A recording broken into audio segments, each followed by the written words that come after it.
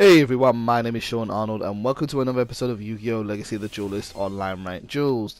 It's another episode and we've got a brand new deck, and today we are playing PSY-FRAMES. PSY-FRAMES are an archetype which I've always wanted to try ever since having played against them once before, and they're quite unique, but I won't spoil exactly what they do just yet in case you're new to it. So I have the first turn here and there's not a whole lot. Oh no, my opponent has the first turn here. I'm already making mistakes, and as you can see they are playing Paladin of Felgrand. Paladin of Felgrand is a really good warrior type monster. It's actually probably one of the most consistent ways to run a blue-eyes-white dragon engine in Legacy of the Duelist, with not all of the Blue Eyes support being in the game. So my opponent equips Blue Eyes White Dragon from his deck to Paladin of Felgrand, and while Paladin of Felgrand is equipped with a monster, it is no longer affected by monster effects, which is quite a good form of immunity, I think. It means that when it's destroyed, Blue Eyes is easily going to go to the graveyard, and it's a great searching tool to set up for future plays. He also has those two face down cards, and so I'm going to have to be a bit careful as I play PSY-FRAMES Circuit. PSY-FRAMES Circuit is chained to by Dark Bribe, and my opponent was very wise to negate that. What's good about Dark Bribe is that I still get to draw another card, but unfortunately we draw into PSY-FRAME Driver, a card which you don't necessarily want to draw into. You want it to stay in your deck, or ideally even better to get it into the graveyard, but it's not terrible that we drew into it because we can still use it. It is a level 6 or 7 monster, which is a vanilla monster, and it has 2500 attack, kind of like Dark Magician. But yeah, you don't really want it in your hand, which is it's not too bad though. So my opponent has the field presence and the advantage, and so what they're going to do now is go into the battle phase and attack with Paladin of Felgrand. They're going to attack directly, and so I'm going to respond in kind. What I am mostly worried about though is my opponent's setting up these future plays, so I'm going to respond with Drowning Mirror Force. Drowning Mirror Force is going to allow my myself to send Paladin of Felgrand back into my opponent's deck, although the Blue Eyes White Dragon is going to go into the graveyard and we stop that attack. However, Random Mischief has outsmarted me and is playing Call of the Haunted, and now it's going to bring that Blue Eyes White Dragon back so we can attack directly for 3000 life points, or 3000 attack. That's going to be a huge amount of damage, but fortunately we do have a response to it. We're going to play PSY-FRAME Gear Beta, and PSY-FRAME Gear Beta activates when an opponent's monster declares a direct attack only, and it has two effects. It allows me to special summon itself and a PSY-FRAME driver from my deck. Now you can see why I like to keep my PSY-FRAME drivers in my deck and not in my hand. But it also destroys the attacking monster, getting rid of that Blue Eyes White Dragon and ultimately that threat. There is a small downside. While you might think this is super powerful and quite maybe even broken, the downside is at the end of the turn you do lose the two monsters and they are sent to the banished pile.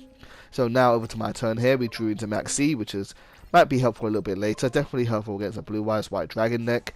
And now we play Psychic Field Zone. Psychic Field Zone allows me to choose two monsters, one Psychic type tuner and one Psychic type non-tuner monster from my banished pile and bring them to my graveyard, and by doing so I can instantly synchro summon a monster. It's a one card synchro summon. Is a really good tool, but you can only summon the Psychic monsters and the pool isn't too wide of what you can choose from. I go for one of the boss monsters for the deck, PSY-FRAME Gear Zeta. Zeta is an awesome card. I'm not going to say what it does just yet, but I love the artwork of it. I think it's just so badass how he just stands there with his arms crossed. I love heroes, Kamen Rider style heroes that just kind of just stand there like, listen, you can come at me, but I'm going to take you. You know, I think he's just got such a cool artwork. One of the reasons why I wanted to play this deck. Now my opponent plays Dragon Knight Creation. This also has a similar effect to Paladin of Felgrand, and this is going to allow my opponent to send one card from their hand or deck, I can't quite remember now, from their hand, and it's going to allow them to go and get a Blue Eyes White Dragon from their graveyard, and then I think he's able to add it to his hand, or is he able to special summon it? I think he special summons it actually. So I'm just checking the effects and making sure I'm reading it myself, and then he's going to get rid of his monster and he's going to bring out Blue Eyes White Dragon. And as you can see, it's a very reliable way of bringing out Blue Eyes, including all the other forms of support that Blue Eyes has. Now we're going to add PSY-FRAME Gear Zeta. PSY-FRAME Gear Zeta's effect is that I can choose at any point in time really one monster on my opponent's side of the field that has been special summoned, and I can banish him and it from the field until the next turn. It's a good way to just kind of disrupt your opponents and to kind of stop them from making their big plays. And so even though ultimately we still get these cards back, I managed to kind of stall him out for a little bit. Now, I have a lot of cards in my hand, but what you've got to be aware with PSY-FRAMES is that they react to opponent plays. So if my opponent doesn't do the thing that my card wants to stop, I can't use my cards. So, like for example with Beta, if my opponent doesn't attack me, I can't get rid of it. But we have we still have other options in our hand here, and what we're going to do is now play PSY-FRAME Circuit, our second copy in the deck, and that is going to be useful for its second effect in a moment.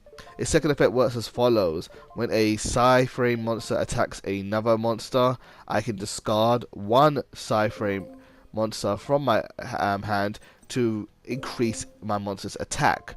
So PSY-FRAME Gear Zeta has 2500.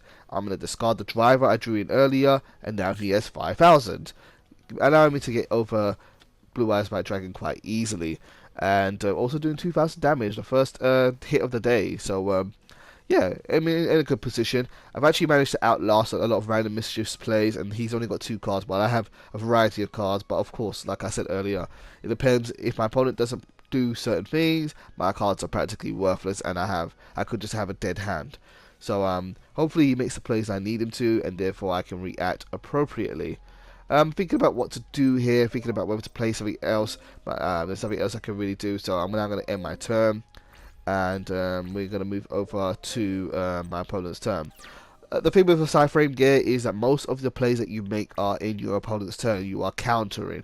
It's like almost playing like a trap deck. You are trying to counter your opponent's plays, so you don't really do a whole lot in your own turn. It does mean that this deck can be slightly defensive more than offensive, and I've had some really long drag out duels against really top tier decks because my opponents won't do anything, so I can't do anything back to them, and they try to build up their resources in order to counter you. You got to be kind of aware of that with PSY-FRAMES. You can't just say, hey, I'm winning, therefore I'm going to attack. You've got to kind of set up your plays in order to kind of finish it off. Fortunately, I drew into Raigeki in this turn, and now I'm going to get rid of Maiden with Eyes of Blue, and also the face down card, which was the White Stone of Legend. Kind of, yeah, didn't really need to destroy that, but getting rid of Maiden with Eyes of Blue was, without triggering her effect, is really good. And now we're going to swing directly again with PSY-FRAME Zeta's effect, or his basic attack actually. That's another 2500 to my opponent, and we're in a very, very good position here for winning the game. As I was alluding to earlier, in my testing, I found that a lot of games really drag out quite long with PSY-FRAMES. They actually can be quite almost stallish. I've had games that have gone up to like 27 turns with PSY-FRAMES because your opponents are kind of scared to do anything, and they're trying to figure out how they're going to win. I had a really, really long game yesterday, which was against a summoner who used to watch the channel quite a lot, called Underdog Rock Lee. He had like a 40-minute duel of me playing PSY-FRAMES versus I can't remember what he was playing, but I ended up winning in the end. But boy, it was a long game. Anyway, back into this game here. With now my opponent managed to get another Blue Eyes onto the field because that's what Blue Eyes does, and he played Silver's Cry, and so I'm going to respond with Max C. Max C is going to allow me to draw cards every time my opponent special summons. And this is also another weakness of the PSY-FRAMES, is you can't use the PSY-FRAME Gear's effect if you have a monster on the field. Your field has to be wide open and empty. So I can't actually use any of the cards in my hand right now for as long as Zeta is on my field, which is why Zeta has the effect that he does. He has the ability to, at any point really, just say, hey, I'm out of here, peace out, and then therefore you've got a field wide open. So I actually start to wonder how this deck might do in the Links format now, because with Link Summoning restricting the way extra decks work, PSY-FRAMES don't normally like to spam the extra deck monsters too much, and therefore they maybe should do quite fine in the Link format. That being said, the Link format isn't necessarily slow. People are just not playing extra decks anymore. They're just playing decks with big monsters in the main deck, like Drew Draco and so on and so forth.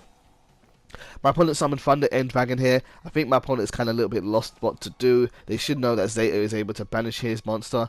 And now that I banished his Thunder End Dragon, he lost his materials. He didn't get to keep those, and they went to the graveyard. Although he still is going to be able to play cards like the White Stone of Legend, which is going to allow him to add a Blue Eyes from his deck to his hand. And is he going to be able to do anything else this turn now that Zeta's removed this monster? Not particularly. It doesn't seem that way. Psy-Frames are just such a good control deck. You really feel like you're kind of outsmarting your opponent or outplaying them just by reacting in a certain way. But that means that they can be played around, even though they are quite good at what they do. We're going to play maybe one more card here that's in the archetype, or I'm thinking about it. The trap card, which is on the field there, is Psy-Frame Overload. Psy-Frame Overload is an amazing trap card. You banish one Psy-Frame monster from your hand or face up on your side of the field in order to banish one monster your opponent or one card your opponent has face down, and you can do that once per turn. It's a really great removal effect, and because even though you're banishing your cards, you're not really losing anything because Psy-Frames have ways to use the banish pile and return cards on the banish pile back to the graveyard. And by banishing your opponent's monsters face down, they pretty much are never going to get those cards back, which is quite awesome because they're not going to be able to special summon them or target them for anything because they're face down cards. It's a really, really good removal too, and it's quite versatile as well. It also has a graveyard effect where I think you can banish it from the graveyard in order to add a Psy-Frame card from your deck. I'm not 100% sure, I can't quite remember, but it's along those lines. My opponent plays different dimension reincarnation, and like I just said, my opponent won't be able to target that thunder and dragon, so maybe that's what he was hoping to do, but he is forced to target the White Stone of Legend. I don't think that's what is necessarily what he wanted to do, so I'm going to let it rock, and I'm going to let it go through and see what happens. See if he has some kind of big play for it, but I don't think so. I think he was actually going for the thunder and dragon with this effect, but he can't target it, I'm afraid. Now, there isn't really much my opponent could do. He's going to end his turn here. And so we've kind of got this game in the bag. I could banish it with Zeta, but there's really no reason to. So we're going to probably just attack Random Mischief and end this game here and there. So this is a little bit of Psy-Frames. I hope you guys enjoyed this video. Psy-Frames are really, really fun to play. Let me know if you want to see this deck build. I'm going to put up a separate video if people want to see the deck build. It is in the DLC, so be aware of that. But it is a really, really fun deck to play. Thank you guys for tuning in as always. Hopefully you've enjoyed the video. Thank you for the support recently, and hopefully you guys will tune in tomorrow.